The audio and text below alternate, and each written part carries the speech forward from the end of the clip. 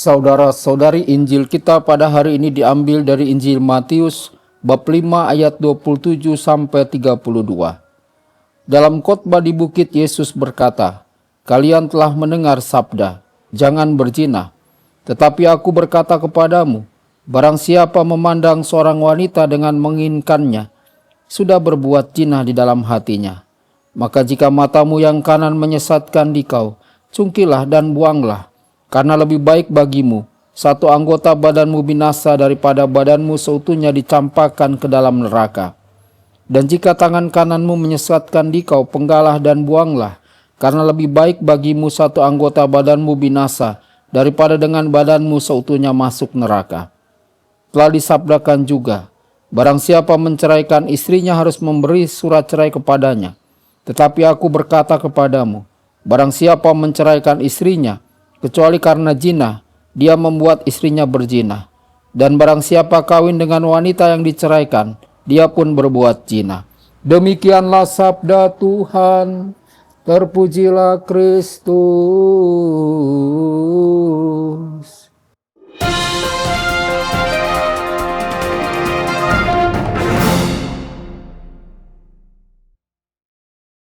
Dalam nama Bapa dan Putra dan Roh Kudus. Amin. Saudara dan saudari terkasih dimanapun Anda berada, jumpa lagi dengan saya Romo Tedens dalam saluran Warta Kabar Sukacita. Semoga Anda semua dimanapun berada senantiasa dalam keadaan sehat dan bahagia. Dalam ajarannya yang penuh kuasa dan kasih, Yesus memanggil kita untuk hidup dalam kemurnian hati.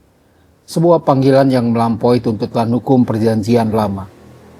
Ia mengungkapkan bahwa dosa bukan hanya soal tindakan lahiriah, tetapi juga berasal dari dalam hati manusia. Ketika seseorang memandang orang lain dengan nafsu, melihat mereka sebagai objek untuk memuaskan keinginan mereka, maka itu sudah merupakan pelanggaran serius terhadap kasih sejati. Yesus tidak melarang kita untuk mengagumi keindahan ciptaan Tuhan termasuk manusia. Yang menjadi persoalan adalah ketika kekaguman itu berubah menjadi niat yang tidak murni, dan kita memberi ruang dalam hati untuk membiarkan pikiran tersebut berkembang. Disinilah godaan menjadi dosa, saat kita dengan sadar memilih untuk merenungkannya dan membiarkannya menguasai hati dan pikiran kita.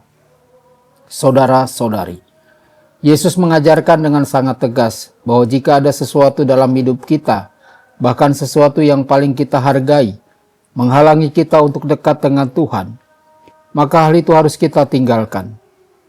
Dalam sabdanya tentang mata kanan dan tangan kanan, ia menunjukkan betapa pentingnya keselamatan jiwa kita. Lebih baik kehilangan sesuatu yang berharga di dunia ini, daripada kehilangan hidup kekal yang Tuhan sediakan. Saudara-saudari, panggilan kepada kemurnian ini tidak berdiri sendiri. Ia mengalir dari perintah kasih. Kasihilah Tuhan Allahmu dengan segenap hatimu, dengan segenap jiwamu, dan dengan segenap akal budimu. Kemurnian bukan sekedar menghindari dosa, tetapi menyerahkan seluruh hidup kita, tubuh dan jiwa, pikiran dan kehendak kepada Kristus dalam kasih yang utuh dan tak terbagi. Dalam Injil hari ini, Yesus juga menegaskan kembali prinsip ketidakterceraikannya pernikahan, sebuah perjanjian kudus yang berasal dari Allah sendiri. Paus Pius XI pernah menegaskan bahwa perkawinan bukanlah ciptaan manusia, melainkan kehendak Allah. Maka tidak seorang pun berhak menceraikan apa yang telah dipersatukan oleh Tuhan. Ini adalah ajaran gereja yang teguh, tak berubah oleh zaman. Saudara-saudari, dengan terang sabda Allah ini, marilah kita bertanya kepada diri sendiri. Apakah kita menghormati kesucian panggilan perkawinan? Apakah kita memperlakukan pasangan dengan kasih, hormat, dan kesetiaan? Apakah kita mencurahkan waktu dan perhatian untuk memelihara cinta agar tetap bertumbuh? Kiranya kita semua, baik yang menikah maupun belum, menjadikan hidup kita sebagai persembahan kasih kepada Allah dengan kemurnian hati dan kesetiaan yang sejati. Tuhan Yesus memberkati dan menyertai Anda semua. Sabda Allah adalah kebenaran. Sabda Allah adalah kehidupan. Mari kita mencintainya, mari kita menghayatinya.